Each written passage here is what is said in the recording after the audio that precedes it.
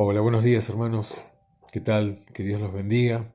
Estamos un día más desde este lugar, desde estos medios. Y bueno, agradecidos a Dios porque Miramar ha podido entrar en fase 5 en esta pandemia que ha azotado a todo el mundo. Y dándole gracias a Dios por todo ello. Y también pidiéndole al Señor que libere aquellos lugares como Cava, como Amba, La Plata, lugares donde todavía está muy fuerte el nivel de contagios y bueno, pidiéndole a nuestro Señor que en breve también sean librados de todo este azote que ha venido sobre la humanidad. Me gustaría compartirles un pasaje en el capítulo 5 del Evangelio de San Juan, donde habla de el paralítico de Betesda. Bueno, a mí me pasó algo bastante particular con este pasaje. Ya hace algunos años atrás, unos cuantos años, recién estaba despegando en esto de compartir la palabra de Dios. Y bueno, resulta que había preparado una linda palabra, según mi opinión. y, y bueno, pero llegó al punto donde estaba en la mitad del mensaje y estaba orando para poder terminar esta palabra porque veía la cara de los hermanos mirándose unos a otros y como expresando qué quiere decir este hermano. Bueno, resulta que como pude, terminé. Y dándole gracias a Dios, bajé de lo que se llama el púlpito, ¿no? De la plataforma y realmente no quería, evitaba saludar a todos y quería irme a mi casa, agarrar el auto. Mi esposa estaba embarazada de nuestra primera hija y ir a buscar refugio allí, preguntándome qué pasaba. Estaba aturdidísimo. En eso, un hermano sale de los bancos y en el pasillo viene a encontrarse conmigo, en el pasillo entre los dos bancos. Y resulta que me abraza llorando y me dice, hermano, esta era la palabra que la estaba pidiendo al Señor y Él me habló por vos. Y yo lo miré y pensé que este hermano me estaba haciendo un chiste. Pero ahí entendí algo, ¿no? Que primeramente Dios hace como quiere y no importa las intenciones con que nosotros lo hagamos. Y ahí entendí algo de lo que es un vaso, de cuando dejamos que Él nos utilice. Nosotros, nuestra tarea es prepararnos, buscarlo a Él, y Él se va a encargar del resto. Él va a hacer lo que tiene que hacer porque es su palabra, porque hay una promesa de que no vuelve al vacía, y porque nosotros simplemente somos dadores de aquello que ni siquiera nosotros hicimos. Somos, en definitiva, somos el mozo que lleva el pedido a la mesa, ¿no? La va a buscar a la cocina, donde está el Señor preparando la palabra para bendecir, y nosotros la llevamos a la mesa, ¿no? A aquellos clientes que, no digo clientes por los hermanos, sino tomando las referencias de un café, de un restaurante, ¿no? A la mesa que habían hecho el pedido de, de tal cosa, ¿no? Porque, bueno, no me quiero referir a clientela porque en algunas iglesias se toma esto como que las ovejas son clientes, ¿no? Como los hermanos son clientes. Eh, Resulta que Jesús va a una fiesta allí en Jerusalén y se encuentra en un estanque que era el estanque de Betesda y dentro de lo que era el templo, y se encuentra con un hombre que hacía ya 38 años que estaba paralítico. Y entonces dice, cuando Jesús lo vio acostado y supo que llevaba ya mucho tiempo así, le dijo, ¿quieres ser sano? Y entonces él le respondió, Señor, Le respondió el enfermo, no tengo quien me meta en el estanque cuando se agita el agua, y entre tanto que yo voy, otro desciende antes que yo. Jesús le dijo, levántate, toma tu lecho y anda. O sea, eh, toma el testimonio de tu parálisis y vete a tu casa. Y al instante aquel hombre fue sanado y tomó su lecho y anduvo, y era día de reposo. Entonces los judíos dijeron a aquel que había sido sanado, es día de reposo, no te es lícito llevar tu lecho, porque esto indicaba la ley, no hacer ninguna tarea eh, relacionada a lo que habitualmente estaba acostumbrado el judío de aquel tiempo. Él le respondió, el que me sanó, él mismo me dijo, toma tu lecho y anda. Entonces le preguntaron, ¿quién es el que te dijo, toma tu lecho y anda? Y el que había sido sanado no sabía quién fuese, porque Jesús se había apartado de la gente que estaba en aquel lugar.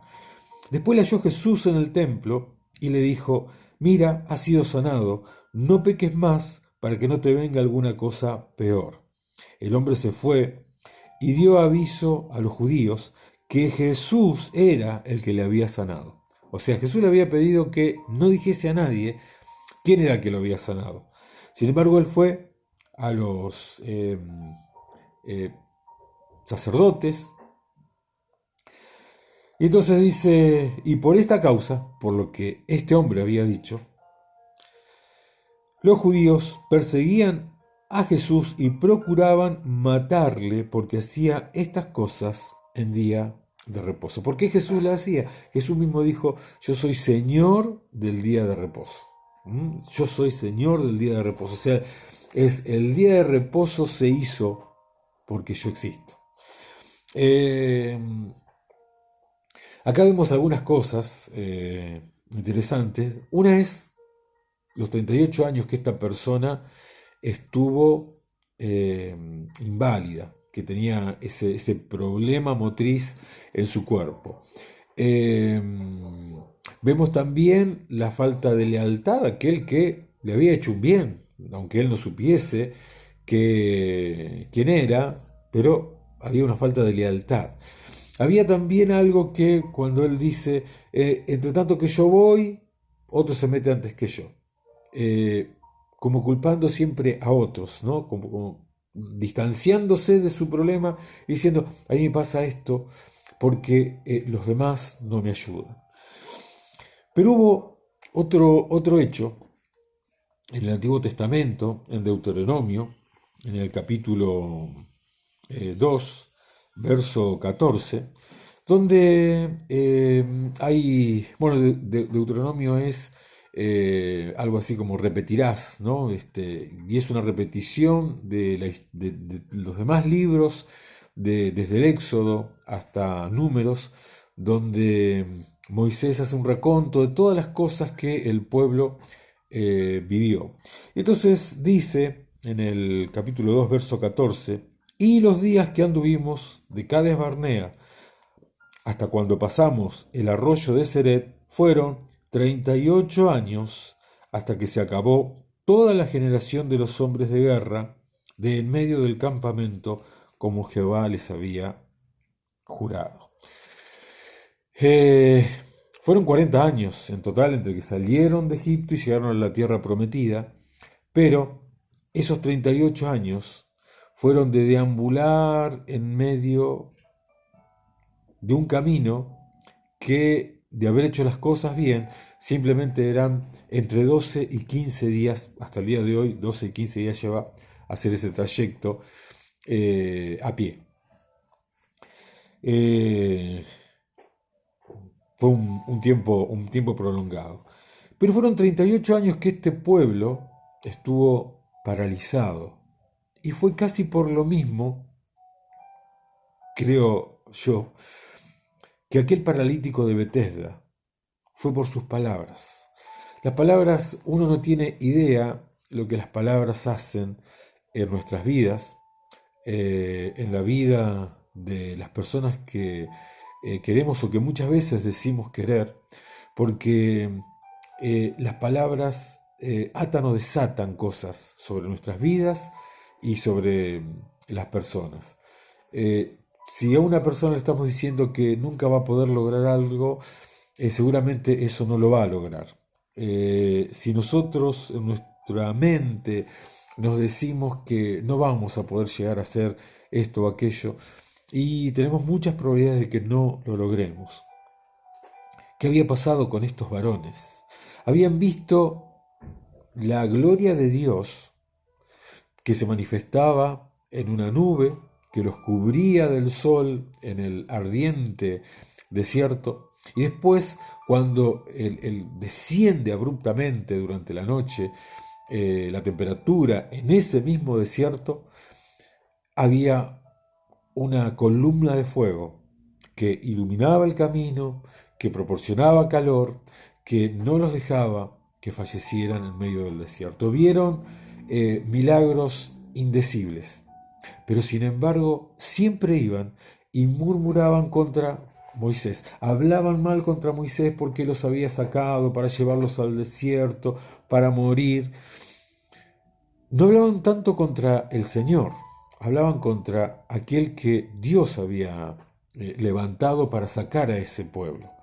Pero Dios lo tomaba como si fuese a él al que estaban hablando mal, del que murmuraban.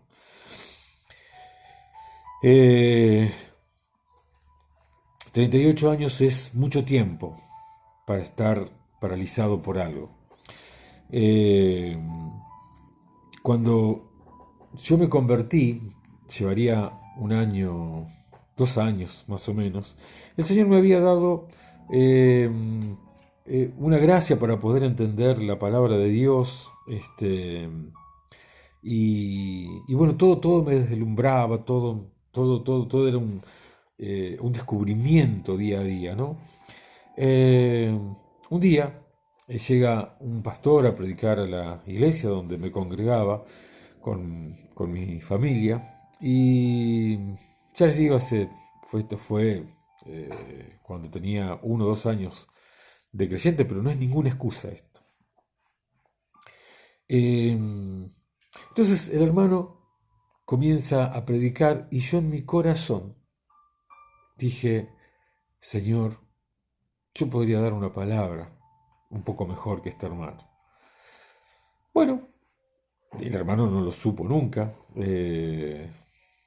Yo me fui a mi casa y empezaron a pasar cosas en los días siguientes que no las asocié en un primer momento con esas palabras que yo dije en mi mente. No, nadie las escuchó. Bueno, resulta que la página este libro, la palabra de Dios, la Biblia, que salían borbotones de conocimiento, que me llevaban a poder entender de una manera fácil, si se quiere, la palabra de Dios, resulta que se convirtió en una página gris. No había palabra para mí. Entonces comencé a pensar que quizás me empezaban a faltar libros para poder entender la palabra de Dios. Y así fue que empecé a comprar libros, diccionario bíblico, en fin, un sinnúmero de libros que tampoco ayudaron mucho. Y después de un año casi, llorando, me postré delante de Dios y digo: Señor, ¿qué pasa? ¿Por qué me pasa esto? ¿Por qué no puedo extraer nada de tu palabra? Entonces el Señor me hizo recordar aquello que yo dije en secreto, aquello que no lo escuchó ningún hombre, pero lo dije en presencia de Él. Y esto tenemos que tener mucho cuidado, hermanos. Siempre estamos en la presencia de Dios. Siempre estamos en la presencia de Dios.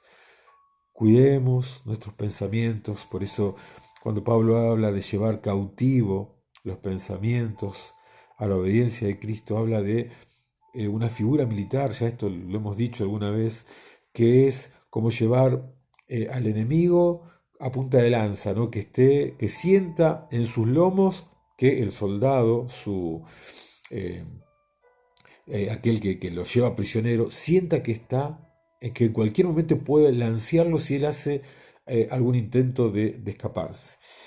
Eh, y entonces me muestra una palabra el Señor en su misericordia, y es en Números, en el capítulo 12. María y Aarón eran hermanos de Moisés, y dice la palabra de Dios: y María y Aarón hablaron contra Moisés a causa de la mujer cusita que había tomado, porque él había tomado mujer cusita, y dijeron: ¿solamente por Moisés ha hablado Jehová? ¿No ha hablado también por nosotros? Y ese versículo termina: y lo oyó Jehová. Siempre estamos delante de la presencia de Dios. ¿Qué había pasado? Un hecho familiar, que era como que Moisés había tomado una mujer eh, etíope, que era negra, que su tez era negra. Ellos no coincidían en la elección que había hecho Moisés de, de esta mujer. Y entonces ellos entendían que si él había podido tomar una mujer así, ¿cómo era que Dios podía seguir hablando por él? Por ellos también había hablado. Entonces, no entendí, o sea, un hecho natural, un hecho familiar, lo llevaron a un plano espiritual. Y ahí el Señor lo oyó. Podían haberle dicho: Moisés, ¿te parece que es conveniente que te cases con esta chica, con esta mujer, con esta señora? O sea, lo podrían haber resuelto de otra manera. Sin embargo, involucraron las dos cosas. Y Dios lo oyó. Bueno, después no se lo voy a leer a todo el pasaje, pero léanlo, Números capítulo 12. Y entonces, como una consecuencia, Dios castiga tanto a María como a Aarón. Eh, y, y en el versículo 15 de Números 12 dice: así María fue echada del campamento 7 días, y el pueblo no pasó adelante hasta que se reunió María con ellos. Después el pueblo partió de Acerot y acamparon en el desierto de Parán. ¿Qué ocurre? Nos detiene. Cuando eh, nuestras palabras no son las correctas, detienen nuestra vida. La ponen en un lugar de indefección. No hay manera de poder salir de ese lugar, a no ser que reconozcamos que el Señor está orando. Por eso, hermanos, todo lo que nosotros decimos lo decimos en presencia de Dios. No es que lo decimos el día que oramos mucho más, el día que... Y es más, hermanos, si viviéramos una vida de consagración, nuestras palabras serían muy medidas, serían más... llevarían más sanidad, llevarían más momentos donde la otra persona sea bendecida. Pero cuidado con esto. Esto trae parálisis. La murmuración trae parálisis. El paralítico traicionó a aquel que lo había sanado.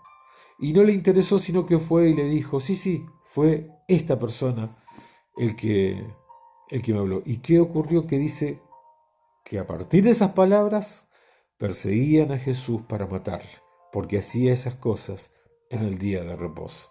Cuando estos hombres de guerra que salieron con una promesa de llegar a un lugar, Dios usó a sus hijos, que eran pequeños, porque la generación de la cual habla este, Dios, era de 20 años para arriba. Esa generación no iba a entrar a la tierra prometida. Y María y Aarón, personas que Dios usó durante el ministerio de Moisés, eh, mezclaron las cosas, mezclaron lo natural con lo espiritual. Y ahí podemos ver las consecuencias. Estas cosas que yo les he contado son humillaciones, pero las atesoro porque fueron momentos de gran quebrantamiento, de una enseñanza profunda que Dios hasta el día de hoy eh, eh, las he guardado en mi corazón como una medida de resguardo para, por si algún momento intentara volver a hacer aquellas locuras de principio, cuando yo comencé a predicar su palabra por gracia de Él, eh, volviesen a mi vida. Tengo algo que me indica un camino diferente. Así que quede claro, hermanos, que todo lo que nosotros digamos, lo decimos en presencia de nuestro Señor. No hay nada. Si no hay nada, Él siempre está escuchándonos. Y lo vimos con el paralítico, lo vimos con el pueblo que iba e increpaba a Moisés, pero Dios lo tomaba como que, o sea, cuando Dios pone a una persona, como en el caso de Moisés, Él es su representante. Lo que hagan con su representante, lo hacen con Él. Es como cuando una empresa manda a un CEO, va a la empresa, el CEO es la cara visible de esa empresa, y la empresa toma decisiones en base a lo que ese CEO dice, eh, o lo que ese CEO ve. Eh, y ese CEO lleva las directivas de una empresa para que esa empresa llegue adelante. Bueno, de alguna manera es algo parecido, pero Dios respalda a aquella persona que puso eh, en medio de su pueblo. Eh, Hizo lo que a mí me ocurrió, pensar que podía llegar a dar una mejor palabra que mi hermano. Que Dios nos ayude, hermanos, que Dios nos ayude. Que tengamos en cuenta siempre que lo que nosotros decimos, siempre vamos a estar en la presencia de Dios. No hay lugar donde nos podamos esconder y decir lo que a nosotros nos parece. Por eso, en las cosas espirituales, palabras como yo creo, a mí me parece, no son de mucha ayuda, no son de bendición, porque es el pensamiento natural del hombre, es el pensamiento natural del hombre, la mujer, de personas, ¿no? Ahí se mezcla lo natural con lo divino. Y cuando eso ocurre, no ocurren cosas que sean de bendición. Hermanos, Dios los bendiga. Bueno, esperamos que pronto podamos volver a reunirnos y esperando que, que este tiempo de prueba, donde hemos sacado del almacén los recursos que, que teníamos, digo almacén porque tenía otra palabra para compartir, pero Dios puso en mi corazón poder compartir esta palabra con ustedes y rogando y orando que también bendiga sus vidas. Dios los bendiga, hermanos.